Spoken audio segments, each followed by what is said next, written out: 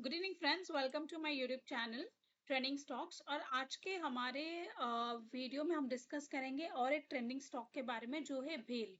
ठीक है। भेल ये मेरा पर्सनली फेवरेट स्टॉक है क्योंकि इसको मैंने बहुत पहले से अक्यूमुलेट करके रखा है and it has given amazing returns. इसी के साथ अगर हम देखेंगे इस कंपनी के फंडामेंटल्स भी स्ट्रांग है जो अभी हम डिस्कस करेंगे। बट एज आई ऑलवेज से मेरा 60% I my analysis is on chart and 40% is on fundamentals.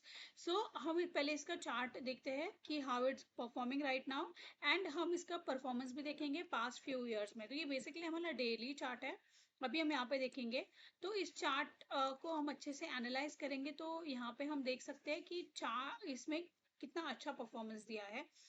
So basically नवंबर 2023 मतलब हार्डली पिछले 5 या 6 महीनों से ये स्टॉक ने 129 से लेके 300 मतलब ऑलमोस्ट अराउंड 300 से 400% का रिटर्न हमें इस स्टॉक में मिला है देखने के लिए।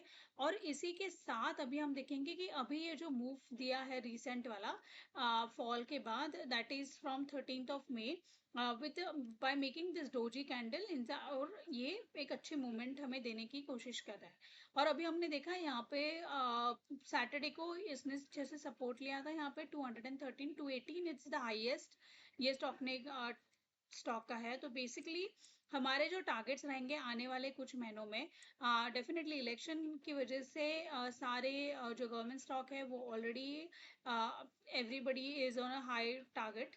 ठीक है, हर एक के लिए। तो जैसे हम बेल की बात करेंगे आप देखोगे यहाँ पे ये अच्छी मूवमेंट दे रहा है और ये मैं एक्सपेक्ट करती हूँ कि ये स्टॉक हमें जिस तरह से जिस वॉल्यूम के साथ ये ऊपर जा रहा है उस वॉल्यूम के साथ I can see easily crossing around 350 to 400 in coming months. All right, and I'm no surprised to see the stock performing above 400 rupees in coming months. Okay, so हमारा पहला टारगेट होना चाहिए 350 का और दूसरा टारगेट होना होना चाहिए हमारे 400 रुपीज का। So this are the targets which I am looking at in this particular stock. So this is my study guys. Definitely आप अपना खुद का स्टडी भी कीजिए before investing into this particular stock. But जो मैं पोर्टफोलियो मैनेज करती हूँ, जितने पोर्टफोलियोज है मेरे पास, उसके हिसाब से हम देखेंगे कि यहाँ पे हमें अच्छा खासा रैली दिखा है, स्टॉक ने अच्छे रिटर्न्स बना के दिए हैं। ठीक है। Let's see some performance of this stock. अगर हम पीएनएल देखेंगे पर्टिकुलर ये स्टॉक का, तो कभी भी ये स्टॉक ने नेगेटिव रिजल्ट नहीं दिया है। Negative, it is always in positive. हमेशा प्रॉफिट बिफोर टैक्स जो है वो हमेशा ज्यादा ही रहा है and net profit is always in positive except on the years of 2020 and 2021 as we know because of COVID. But apart from that अगर हम देखेंगे कोई इस कंपनी जो है ईयर ऑन ईयर प्रॉफिट ही दे रही है। ऑपरेटिंग प्रॉफिट भी हम देखेंगे अच्छा खासा ऑपरेटिंग प्रॉफिट है। Expenses are growing which is okay with the inflation.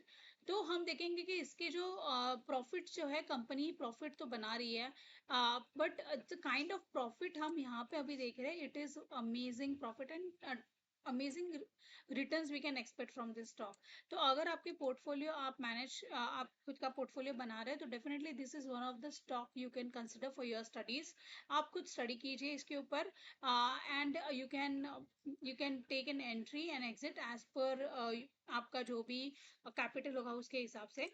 Daily time frame के बाद अगर हम इसको वीकली टाइम फ्रेम में भी देखेंगे तो भी ये बहुत अमेजिंग चार्ट है।